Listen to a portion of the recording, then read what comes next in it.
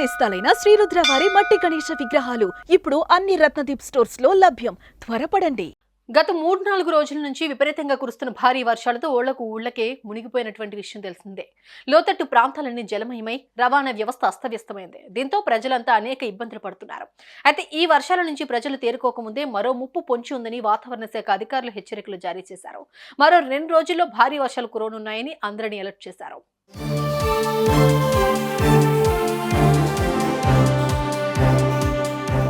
ప్రస్తుతం 2 తెలుగు రాష్ట్రాలు చిగురుటాకులా వణుకుతూ ఉన్నాయి. ఈ భారీ వర్షాల ప్రభావంతో పట్టణాల నుంచి పల్లెల వరకు ఎక్కడ చూసుకున్నా ఒకే పరిస్థితి. వరద నీటితో అనేక ఇబ్బందులు పడుతున్నారు. కాగా ఈ వర్షాల నుంచి బయటపడక ముందే మరో గండం తప్పదని చెబుతున్నారు వాతావరణ శాఖ అధికారులు. ఈ నెల 5న పశ్చిమ మధ్య బంగాళాఖాతంలో మరో అల్పపీడనం ఏర్పడనుందని తెలిపారు. దీని ప్రభావంతో 2 తెలుగు రాష్ట్రాలకు వర్ష సూచన తప్పదని హెచ్చరిస్తున్నారు. దీంతో అన్ని జిల్లాల్లో భారీ వర్షాలు కురిసే అవకాశం ఉందని చెబుతున్నారు.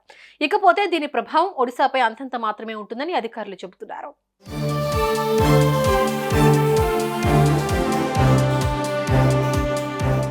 కాగా ఈ హెచ్చరికలతో 2 తెలుగు రాష్ట్రాల ప్రభుత్వాలు అలర్ట్ అయ్యాయి. ఎలాంటి పరిస్థితులైనా ఎదుర్కోవడానికి అధికార యంత్రాంగం సిద్ధంగా ఉండాలని ఆదేశాలు జారీ చేశాయి.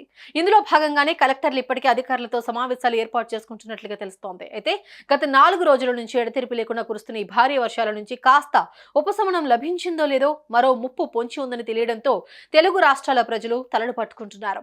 ఈ వర్ష ప్రభావంతో రానున్న రోజుల్లో ఎలాంటి పరిస్థితులు వస్తాయో అని భయపడిపోతున్నారు. సుమన్ టీవీలో మీ పర్సనల్ అండ్ బిజినెస్ ప్రమోషన్స్ కోసం కింది నెంబర్కి కాంటాక్ట్ చేయండి.